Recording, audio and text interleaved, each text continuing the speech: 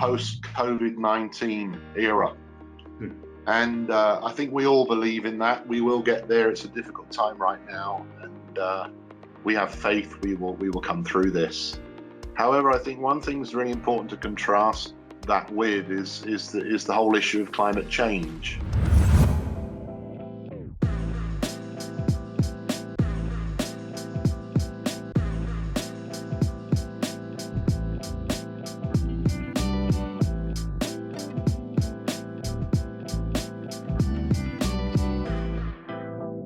Climate change isn't reversible. There isn't a post-climate change era. I think there's basically a strong desire to switch to a zero emissions future. It's not a wish to get there gradually, it's now becoming a desire to switch.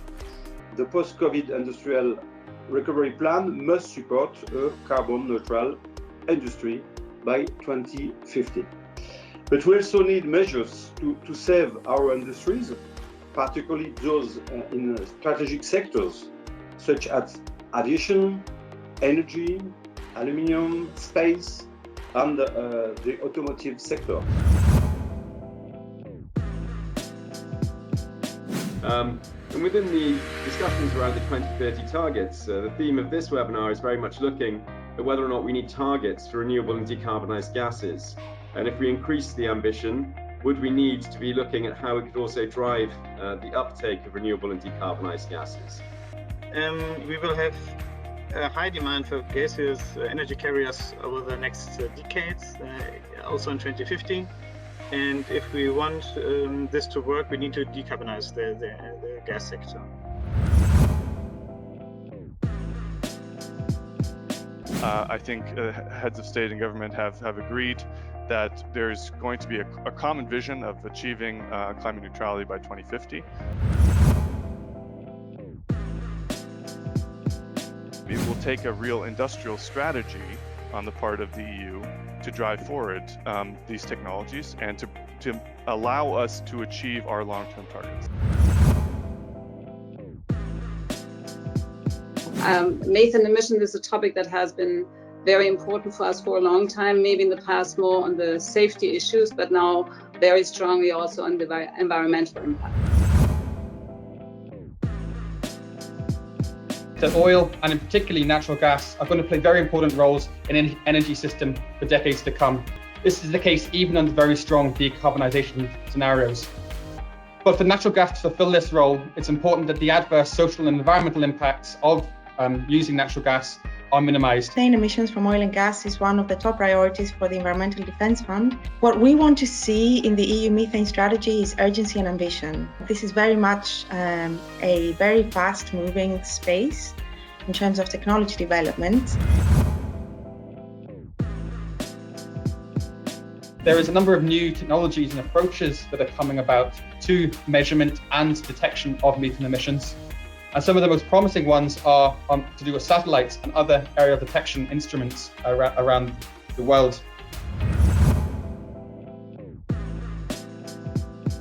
Well, how ready is the gas infrastructure to handle decarbonised and renewable gas? So without natural gas, we would not be market leaders in our sectors. We would not be export champions as we are. It doesn't mean that we are not green and that we are not working intensively for decarbonization.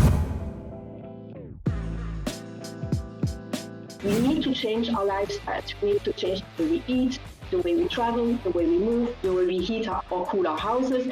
So it is really key to engage consumers and to make them participate in the conversation.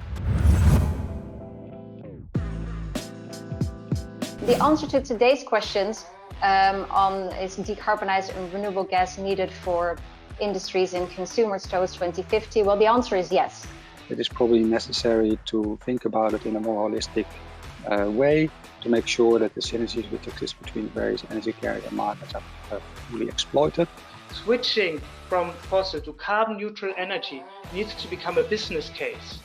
It needs to become a business case for every energy consuming sector. We can envision a future where we reduce our emissions to produce products that we will use in our daily life, and then their emissions will be again reused, and it's a loop. We need to make the energy transition work for everyone in Europe, including over 40 million European households in rural areas. You should not, as a consumer, need to have a PhD in organic chemistry to know which of those renewable solutions is the best for you. We have to take the approach that we need to use the technologies we have to achieve carbon neutrality, and we have to make sure we bring our consumers, we bring society with us. There is a moment now to act. If we want that transformation to take place in those established companies and sites, this will require a rapid phase-in of new technologies. The good news is the technologies exist. We need to put up our sleeves now and get things done. Variability of wind and sun. Boilers should be replaced by heat pumps, and that sounds like some ideological NGO talk to me. There's one footnote where the strategy says that heat pumps are 3 times more efficient than boilers, which we also don't agree with. It's not about the boiler, it is the fuel that you use in the boiler.